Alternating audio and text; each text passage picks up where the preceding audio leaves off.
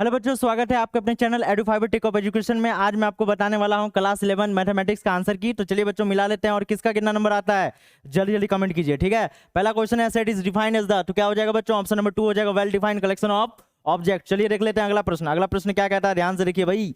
क्या कहता है, if the set of A contain 5 elements then the number of elements in the power set P A, तो क्या हो जाएगा? 32 हो जाएगा। ऑप्शन नंबर 3 इसका करेक्ट आंसर हो जाएगा। चलिए देख लेते हैं अगला प्रश्न क्या कहता है, ध्यान से देखिए। If A and B are two set such that A intersection B is A then A union B, तो ऑप्शन नंबर 3 यानी बी हो जाएगा। चलिए देख लेते हैं अगला प्रश्न बच्चों। क्वेश्चन नंबर 4 क्या कहता है, ध्यान से देखिए भाई। डी मॉर्गन्स लॉ पूछा गया है, ए यूनियन बी का कॉम्प्लीमेंट है, यानी एक नंबर हो जाएगा। A complement intersection B complement. चलिए देख लेते हैं अगला प्रश्न बच्चों। क्वेश्चन नंबर 5 क्या कहता है, ध्यान से देखिए। If A equal to A B C and B equal to P Q R then the number of A cross B, तो क्या हो जाएगा बच्चों? ऑप्शन नंबर 4 हो जाएगा 9। चलिए अगला प्रश्न देख लेते हैं। अगला प्रश्न क्वेश्चन नंबर 6 ये रहा बोर्डवा पे, ध्यान से देखिए। If F X equal to X square plus 2x plus 1 then the value of f0 पूछा गया, यानी क्या हो जाएगा बच्चों?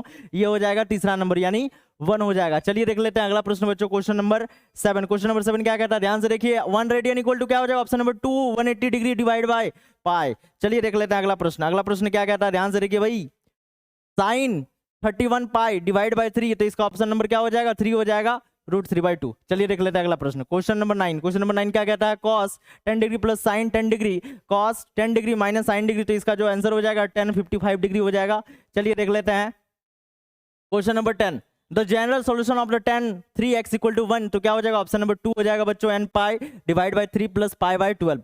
चलिए अगला प्रश्न देख लेते हैं। अगला प्रश्न ये रहा 11th नंबर। क्या कह रहा है, ध्यान से देखिए। I square plus i to the power 4 यानी क्या हो जाएगा? 0 हो जाएगा। ऑप्शन नंबर 3 इसका करेक्ट आंसर हो जाएगा। चलिए देख लेते हैं अगला प्रश्न। Question number 12। क्वेश्चन नंबर 12 क्या कहता है, मॉडुलस ऑफ -√3 प्लस आई का वैल्यू पूछा गया, यानी ऑप्शन नंबर 4 हो जाएगा। 2 हो जाएगा। √3 का स्क्वायर प्लस 1 1 यानी 4 4 किसका स्क्वायर होता है भाई? 2 का होता है। और 13 number, the polar form of a complex number is, तो क्या हो जाएगा बच्चों? ऑप्शन नंबर 3 हो जाएगा। r into cos theta plus i sine theta. चलिए देख लेते हैं अगला प्रश्न। अगला प्रश्न ये रहा 14 नंबर। क्या कहता है, solve X square plus 2x plus 10 equal to क्या हो जाएगा? ऑप्शन नंबर 1 हो जाएगा -1 प्लस माइनस √3i। चलिए देख लेते हैं बच्चों अगला प्रश्न। Question number 15। क्वेश्चन नंबर 15 क्या कहता है, ध्यान से देखिए। Solution of 3 into 2 minus X greater than equal to 2 into 1 minus X is, तो क्या हो जाएगा बच्चों? ऑप्शन नंबर 3 हो जाएगा इसके अनुसार। बट देखिए इक्वल टू लगा, इक्वल टू जब भी लगता है तो क्या लगता है बच्चों? बिग ब्रैकेट यानी क्लोज ब्रैकेट का प्रयोग करते हैं। तो ये जो क्वेश्चन ये गलत दिया हुआ है, ठीक है, लेकिन इसके अकॉर्डिंग आपको 3 मानना है। चलिए देख लेते हैं क्वेश्चन नंबर 16। क्वेश्चन नंबर 16 का जो आंसर होगा बच्चों, उसमें निकल जाएगा ऑप्शन नंबर 4 64। चलिए देख लेते हैं अगला प्रश्न बच्चों। Question number 17। एनपीआर परमुटेशन पूछा गया, परमुटेशन का फॉर्मूला ऑप्शन नंबर 2 हो जाएगा। चलिए अगला प्रश्न देख लेते हैं। 17 नंबर से 18 नंबर क्या कहता है, ध्यान से देखिए भाई। कॉम्बिनेशन का सवाल दिया हुआ है, इसको सॉल्व करेंगे तो 12 निकल जाएगा। ऑप्शन नंबर 3 हो जाएगा। चलिए देख लेते हैं अगला प्रश्न बच्चों। क्वेश्चन नंबर 19 क्या कहता है भाई, कॉम्बिनेशन का दिया हुआ है, वैल्यू दिया हुआ है, एन का वैल्यू पूछा गया, एन का वैल्यू हो जाएगा 5 बच्चों, ऑप्शन नंबर 3। चलिए देख लेते हैं अगला प्रश्न। अगला प्रश्न क्या कहता है, 20 number, the number of term in the expansion of 1 + 5 √2x to the power 9 is, तो इसका जो आंसर हो जाएगा बच्चों हो जाएगा 10 हो जाएगा। चलिए देख लेते हैं अगला प्रश्न। अगला प्रश्न 21 क्या कहता है, ध्यान से देखिए। The rth term in the expansion of 1 + x to the power n is, तो इसका जो सही आंसर हो जाएगा बच्चों ऑप्शन नंबर 1 हो जाएगा, NCR into x to the power r। चलिए देख लेते हैं अगला प्रश्न। क्वेश्चन नंबर 22 क्या कहता है, ध्यान से देखिए। The 10th term of a sequence whose 7th and 12th term are 34 and 64 respectively is, तो क्या हो जाएगा? 52 हो जाएगा, ऑप्शन नंबर 2। चलिए देख लेते हैं बच्चों अगला प्रश्न। क्वेश्चन नंबर 23 क्या कहता है, ध्यान से देखिए। If 1 + 2 + 2 the power 2 square plus 2 cube plus dot यानी and so on to the power n - 1 equal to 255 then the value of n का वैल्यू पूछा गया बच्चों, तो n का वैल्यू हो जाएगा 8, ऑप्शन नंबर 3 हो जाएगा।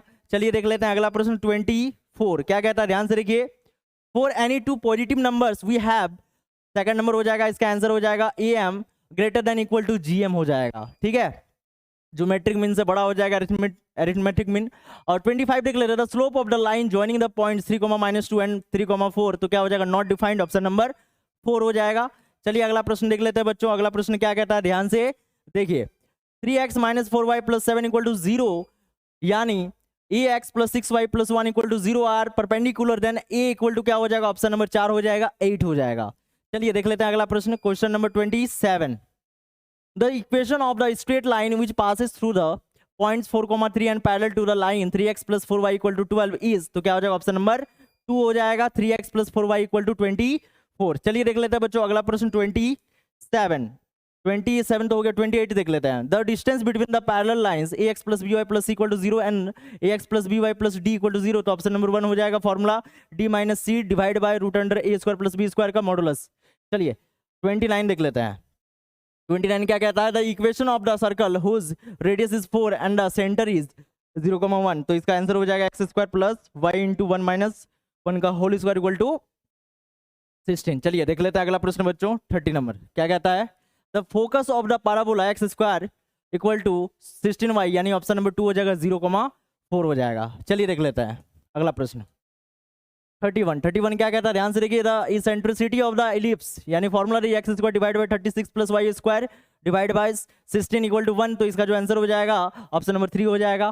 चलिए देख लेते हैं अगला प्रश्न 32 क्या कहता है, ध्यान से देखिए, the distance between the points 2,3,5 and 4,3,1, तो इसका जो आंसर हो जाएगा 2√5 हो जाएगा बच्चों, ऑप्शन नंबर 1 हो जाएगा। चलिए देख लेते हैं 33, ये लिमिट्स दे रही है, इसको सॉल्व करेंगे तो ऑप्शन नंबर 3 हो जाएगा -4। इस लिमिट को अगर हम लोग सॉल्व करेंगे तो ऑप्शन नंबर 4 हो जाएगा 1/2 हो जाएगा। चलिए देख लेते हैं अगला प्रश्न 35, ये भी लिमिट्स है, इसको सॉल्व करेंगे तो 2 आ जाएगा। चलिए देख लेते हैं अगला प्रश्न, भाई cot x का डिफरेंशिएट क्या होता है, minus cos x square x होता है, ऑप्शन नंबर 2 हो जाएगा। 37 देख लेते हैं, sin x cos x, ये हो जाएगा बच्चों आपका, इसको जब हम लोग बनाएंगे बना ही लेते हैं, ये हो जाएगा sin 2x यानी ये हो जाएगा cos 2x, यानी ये हो जाएगा ऑप्शन नंबर 3 हो जाएगा, डिवाइड करना है 2/2 से। चलिए अगला देख लेते हैं बच्चों 38 में क्या पूछा, if the mean of 15 term is 6 then the sum of all the terms हो जाएगा 90, ऑप्शन नंबर 1 हो जाएगा। चलिए 39 देख लेते हैं। 39 क्या कहता है, ध्यान से देखिए, if E is an impossible event then the probability of E, तो क्या हो जाएगा 0, जब इवेंट ही नहीं होगा तो उसका प्रोबेबिलिटी क्या निकलेगा। अगला क्वेश्चन देख लेते हैं, अ bag contain 5 white 7 red balls and the probability of the drawing of the red ball is क्या हो जाएगा आपका 7/12, ऑप्शन नंबर 2 हो जाएगा। तो आपको बताना ये वीडियो कैसा लगा, वीडियो अच्छा लगा तो वीडियो को लाइक कर दीजिएगा, चैनल में पहली बार आए तो चैनल को सब्सक्राइब करके जाएगा। तब तक मिलता है नेक्स्ट वीडियो में। जय हिंद, वंदे मातरम।